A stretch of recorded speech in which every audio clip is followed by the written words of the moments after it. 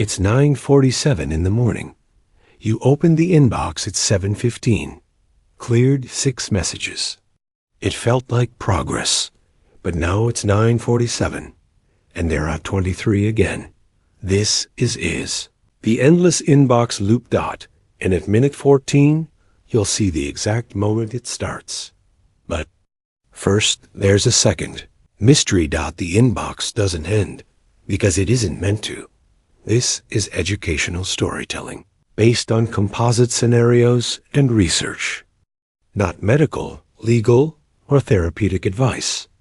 You check email before breakfast dot, not because something urgent arrived. Because you need to know if something urgent arrived. And here's what strange dot 8 checks by 9 p.m. Some days, 12. Some days, 20. But if you ask yourself right now, how many times did I check email today? You won't know. Pause now. Try to estimate. How many times did you check email today? Now check your actual count. Most phones track it. Most email apps log it. The gap between your guess and the real number?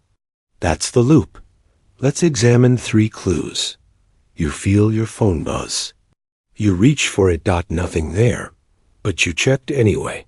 38% of email checks happen when no notification triggered them. You checked because time passed, not because something arrived. The unread count never reaches 0 for more than 6 minutes. Even when you clear everything, something new arrives before you close the tab. The inbox is never finished. So you never feel finished.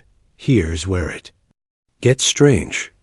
If you ask people which inbox feels worse, empty or full, they say full. But if you measure actual stress-checking behavior, people check empty inboxes more often. An empty inbox doesn't feel like victory. It feels like waiting. Let's reconstruct exactly what happened. Think about your own day. You wake up. Phone on the nightstand. You check before standing. 6 new messages. Overnight, you read 2. Reply to 1. Mark 3 for later. Inbox feels manageable. You're at your desk now. Coffee cooling. You open the inbox, not because you heard a notification. Because you sat down. 4 new messages. You handle 1. Leave 3 for later. This is the moment. You just finished a task. 38 minutes of focused work. You earned a break, but instead of stepping away, you check email. 23 unread. More than when you started. And something shifts. The inbox stopped being a tool. Became the task. 18 minutes later. You check again. Why? Because the number went up. And you need to know what arrived.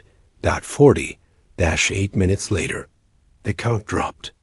That feels like progress, but you didn't do anything. Someone else just replied to a thread you're CC'd on. Lunch. Phone on the table. You check between bites. 17 unread. You scan subject lines. Don't open anything. Just scan. Back at the desk. The count is 20-1. You clear 4. Count drops to 17. A new one arrives while you're reading. 18. You clear that. 1. 17 again. 2 more arrive. 19. The number never stabilizes. Late afternoon. The inbox has become background noise. You check without deciding to check. Tab switch. Refresh. Scroll. Close. Repeat in 6 minutes. End of the workday. Don't clear them. You just count them. Tomorrow starts at 32. Let's take this to trial. The prosecution says this is about discipline. You lack boundaries. You're weak-willed. You can't resist checking. If you had better habits, you'd check less. If you were more focused, you'd stay away. The verdict, guilty. The problem is you, but the defense presents a different story. Your inbox isn't a container. It's a slot machine disguised as responsibility. Every time you check, you're pulling a lever. Sometimes nothing arrives. Sometimes something urgent. Sometimes something interesting. Sometimes garbage. You never know which. That's called variable reward. And variable reward is the most addictive pattern in behavioral science. Slot machines work because you can't predict the payout. Social media works because you can't predict the scroll. An email works because you can't predict what's waiting. The inbox gives you just enough wins, just enough urgent messages, just enough interesting updates to keep you checking. But here's the second mechanism. The inbox is designed to never finish. Every task you complete creates 3 replies. Every reply creates 2 follow-ups. Every follow-up creates 1 more thread. The number doesn't go down because the system isn't built to go down. It's built to flow. And when a task never finishes, your brain never releases the tension. That's the endless inbox loop. Variable reward checking plus unfinished tension. Not guilty. The inbox doesn't end because it isn't meant to. The problem isn't discipline. The problem is design. Here's what changes. Stop treating the inbox like a container you empty. Start treating it like a river you dam.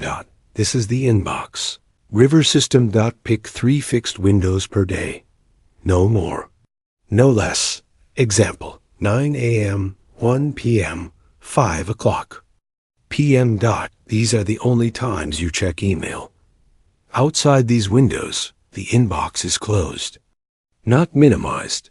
Closed. Each window gets exactly 20 minutes. When the timer ends, you stop. Even if unread remains. The river keeps flowing. You're not trying to empty it. You're managing flow rate. Inside each window, sort into 3 categories. Urgent. Reply now. Scheduled. Add to task list with time block. Archive. Read only. No reply needed. Delete without opening. Newsletters, promos, threads you're CC'd on, but don't need. The goal isn't 0 unread. The goal is handled what matters and released what doesn't. The unread count is a slot machine counter. Remove it. No badge. No number. No push alerts. You check at 9 a.m., 1 p.m., and 5 p.m. because that's the system.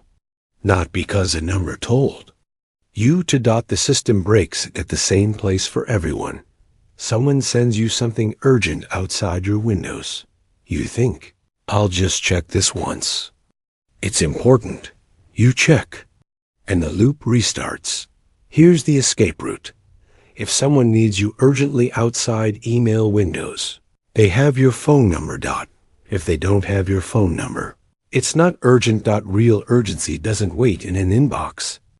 A simple note on your phone or desk. Window 1, 9 a.m. to 20 minutes. Window 2, 1 p.m. to 20 minutes. Window 3, 5 p.m. to 20 minutes at the end of each window. Write down, unread at start, handled, unread at end. This creates visibility. You see the river flowing. You stop trying to empty it. Here's your 7-day test. Check email only during 3 fixed 20-minute windows per day. Turn off all badges, notifications, and unread counters. Log 3 metrics daily. Metric 1, total checks per day. Metric 2, time of first check. Metric 3, unread count at 6 p.m. Day 1, checks, blank first check, blank unread at 6 p.m. Blank day 2, checks, blank first check, blank unread at 6 p.m. Blank continue through day 7. Success is not 0 unread. Success is 3 checks per day or fewer. Success is first check at your scheduled window, not before. Success is unread count stabilizing, not climbing. If you check outside a window, don't shame yourself. Just restart. Write restart in your log. Begin again at the next scheduled window. The system works when you follow it. It doesn't work when you don't. That's data, not failure. Here's what changes after 7 days. Average checks per day. 14 first check. 7:03 a.m. before standing unread. At 6 p.m., 28, and rising inbox checking feels automatic, invisible, constant, average, checks per day. 3 first check, 9 a.m. Scheduled window unread at 6 p.m., 19, and stable inbox checking feels deliberate, visible, contained. The river still flows. But you're no longer swimming in it. So here's the question. How many times did you check email today before this video started? Leave your number in the comments. No judgment. Just data. And if you're running the 7-day experiment, come back next week and tell us what changed. Because the inbox doesn't end, but the loop can. See you tomorrow in the examined day.